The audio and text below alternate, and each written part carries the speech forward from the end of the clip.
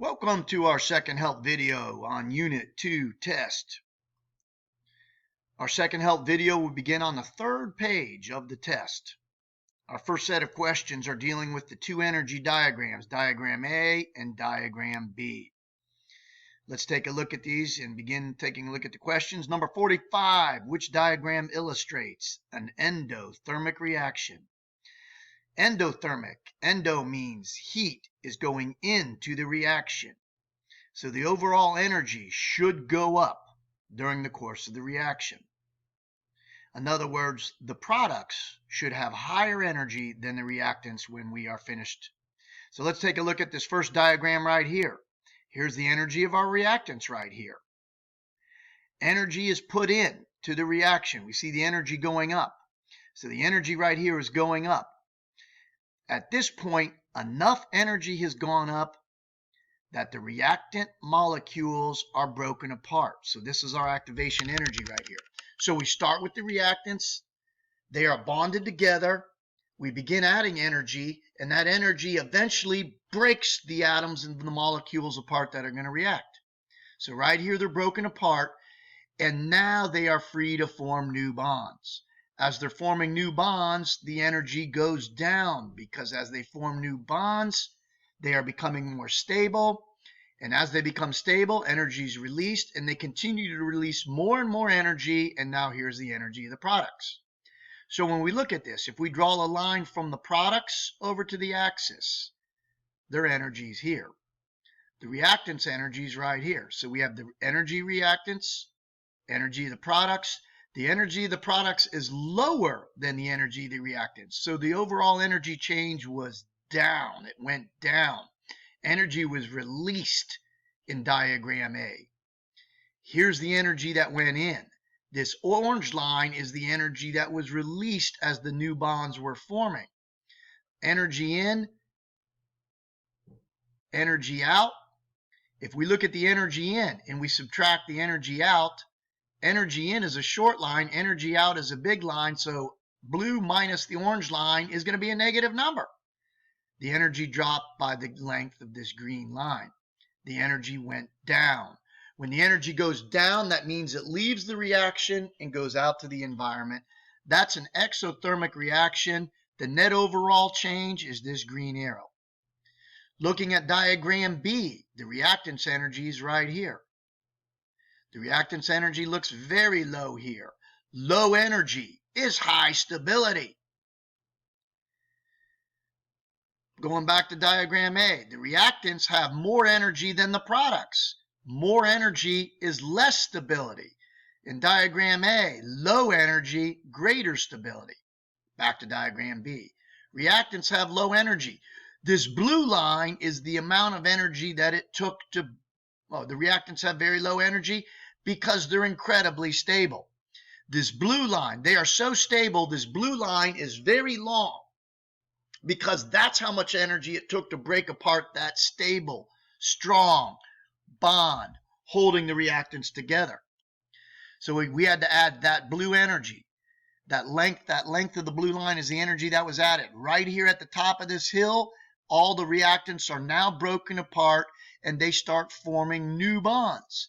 As the new bonds form, as they join up with things other than that they were with in the beginning, they form bonds with other things, and when they do, the energy release isn't as much. So here's the energy release right here. Here's the energy that was added. The energy that was released is a lot less than the energy that was added. So more energy went in to break the reactants than was released when the products formed. The overall energy went up. The energy of the reactants is right here. The energy of the products, we go straight across. The energy of the products is right here. Overall, the energy increased by the length of this green line. The energy went up. The energy went up. That meant energy went into it. Endothermic. Which diagram's endothermic? Diagram B. Which one has a greater activation energy? This one, the blue line, is the activation energy. Energy to break apart the reactants so that they can join with something different to form the products. This is the energy that we added to the reactants to break them apart so they could form products. This blue line is much longer. So diagram B has a greater activation energy. Number 47, which one has the products with a lower potential energy? So we just go and see which one of the diagrams has the products on the lower level. Here's the products up here. There's the reactants down there. In this diagram, the products have more energy than the reactants.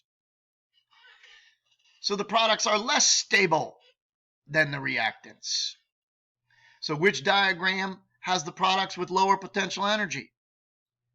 Take a look at diagram A. The energy of the products here is way down. The energy is way down. So that is lower. The products have lower energy than the reactants. On this one, the products have higher energy than the reactants. The products are up here. They're up. They have higher potential energy. All right then. We move down to 48. Which of the two statements are about diagram A are false? So we're dealing with diagram A. The diagram shows a negative delta H. Oh yeah, it does show a negative delta H. Because this is the energy we put in, it gave off more.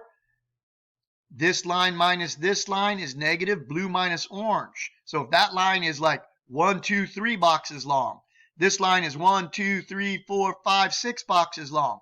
3 minus 6 boxes. The energy released is 3 boxes. So it's a minus 3 box energy release, whatever a box is, according to the scale. They didn't give us the scale. So there is a negative delta H, which means that entropy is a driving force. No.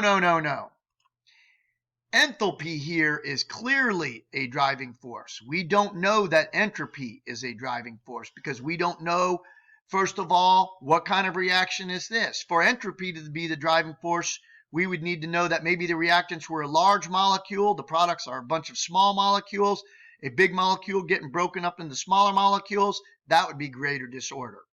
Or the reactants could be solids. The products over here could be gases. We don't know that. So we can't say entropy is the driving force here for this reaction to occur. Gases have greater entropy than solids, but we don't know that. What we do know is that energy was released. So the enthalpy in this reaction would be a negative. Enthalpy is the energy change. This is the energy in, that's the energy out. The energy change here is negative. The overall energy dropped. That we do know. And we know that in the universe, things are tending towards greater stability, lower energy. So what's driving this reaction is enthalpy for sure. Entropy might be driving it. If the enthalpy goes down, negative delta H, and the entropy goes up, entropy is letter S. If the entropy goes up, that reaction is said to be spontaneous. You get it started, it'll go on its own, and it'll continue till it is done. So we don't know that entropy is the driving force. Letter B, so letter A is false. Letter B, the reactants are less stable than the products. Well, that's true. The reactants are up here. They have higher energy than the products. Higher energy means lower stability. The products have the energy way down here, low energy. That means they have high stability. Letter B is true. Letter C, the green arrow down represents the energy needed to break apart the products. Well, here's the products. How much energy would we need to break them apart? Whatever energy you need to break them apart is the same as the energy that was released when they formed. So right here, the products started forming at the top of this hill. The products are forming all the way down to here. The length of this orange line is how much energy you would have to add to break the products apart. The green line is the overall energy change. The green line's pointing down, so that means energy went down or was released to the environment. Exothermic reaction. So the reactants do have a greater, or the green arrow down represents the energy needed. Nope, that's the orange arrow. Letter D, the reactants have a greater potential energy than the products. Well, the reactants' energy is up here. The products' energy is down there. That is a greater energy. That is greater energy. That's true. Letter E, the green arrow down shows the net energy change. As we've said, that is a true statement. This energy minus this energy is the overall energy change. That's 3 boxes. That's 6 boxes. 3 minus 6 is a minus 3 overall change. 1, 2, 3. It would be minus 3, whatever those boxes are. That's the change in enthalpy. All right, number 49. Which of the following statements is false? Does water always boil at 100? That would be false. We know that if you change the pressure, the boiling point changes as well. We saw that in many of our videos. If you lower the pressure, if we reduce the pressure of a liquid, if we reduce the amount of pressure above a liquid, it's easier for that liquid to go into a gas state. The molecules, when you have high pressure above the gas, the molecules can't get out. That pressure keeps holding them down. It's holding them down. So if you increase the pressure, it takes more energy to get them up. The boiling point goes up. If you reduce the pressure, you can get water to boil at room temperature. If you pump out all the air above a beaker of water, it'll start boiling. So water doesn't always boil at 100. It depends on the pressure. Letter B, during a phase change, temperature remains constant. That is true. You remember that graph. This is the graph. Wherever the graph is flat right here is where a state of matter or phase change is occurring. Letter C, if the ions in a crystal are held tightly together, it would have a higher boiling point. That is also true. If the bonds holding something together are very tight, it takes a lot, it's very strong. It takes a lot of energy to break them apart. The more energy it takes, the higher the temperature it would take. Letter E, the two driving forces are enthalpy and entropy. Absolutely. When an reaction releases energy, it has a negative delta H or a negative enthalpy. Those are the reactions that are favored. Likewise, reactions that increase the disorder are favored. We know from the reaction up here for certain that there's going to be some favoritism for this reaction because it's releasing energy. The enthalpy went down. It's a negative enthalpy. What would be the driving force of diagram B? If diagram B happens, it has to be entropy driving it. Our reactants are very stable. It takes a lot of energy to break them apart. Not much energy is released. This one took 1, 2, 3, 4, 5, 6 boxes to break it apart. Only 1, 2, 3 boxes of energy were released. 6 minus 3 is positive 3. We had to add a positive 3, whatever a box is, of energy. That is not going to be favored. The enthalpy is positive. That one doesn't want to happen. So why would it happen? Maybe the products are a gas, the reactants are a solid or liquid. Gases have a greater entropy, more disorder and chaos. Gas molecules are flying around wherever they want to go. That's disordered. That's chaotic. Maybe the reactant was one large, highly structured molecule. We break it apart into many small molecules. That's going to want to happen. Our final question. Which of the statements about compounds is false?